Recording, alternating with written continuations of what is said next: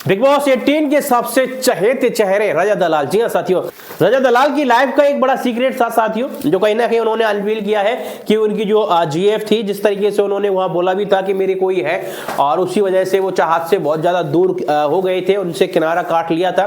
तो आइए, उन्होंने उनका नाम रिवील कर दिया है रजत दलाल ने। आखिर उनका क्या नाम बताया है, आइए सुनते हैं उन्हीं के मुंह से।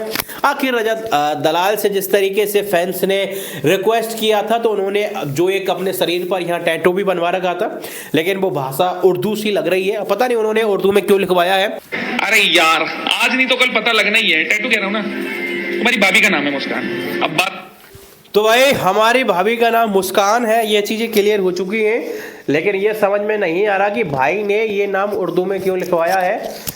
देखिए, हालांकि बंदे ने खुद ने यहाँ रिवील कर दिया है, नाम उर्दू में लिखा हुआ है, शायद उर्दू ही है, मैं नहीं जानता इतना कौन सी भाषा है, लेकिन उर्दू ही मुझे लग रही है। और मुस्कान नाम बता रहे हैं, ये चीज क्लियर हो चुकी है। अब बारी आ रही है साथियों कि उनका फेस रिवील कब होगा, क्योंकि उनका फेस अभी रिवील नहीं हुआ है, ये देखना बाकी है। अगर आपको पता हो कि उनके जो लाइफ पार्टनर बनने वाली है, उनका फेस कैसा है, अगर आपके पास है तो आप जरूर उस चीज को रिवील करें।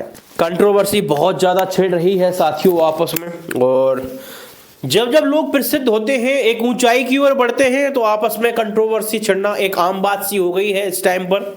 और अभी हाल ही में जो कंट्रोवर्सी पैदा हो रही है, चुम के ऊपर जिस तरीके से बयान दिया था एल्विस भाई और रजत दलाल ने, जो उसके ऊपर लोगों ने जिस तरीके से तीखे कमेंट किए थे, हालांकि उस कमेंट में ऐसा कुछ नहीं था। उन्होंने बोला बस यही था कि चुम के नाम में अश्लीलता है, और चुम का नाम ही कह सकते हैं। देखो, वो एक नाम के ऊपर गए थे, वो चुम के ऊपर भी नहीं गए थे। और अगर डीपली जाना है तो मेरी पूरी वीडियो भी है इसके ऊपर कि वाकई में वो क्यों गलत नहीं थे। क्योंकि वहाँ देखा जाए तो साथियों, उनसे ज़्यादा एल्विस ने जो बोला, उससे कहीं ज़्यादा तो करण ने और चुम ने एक रियल शो में, ना कोई वहाँ स्क्रिप्ट थी, उन्होंने रियलिटी में वो सारी चीजें की। बाथरूम का सीन था, कंबल का सीन था, तो वो चीजें कहीं ना कहीं ज्यादा हैं एल्विस के कहने से।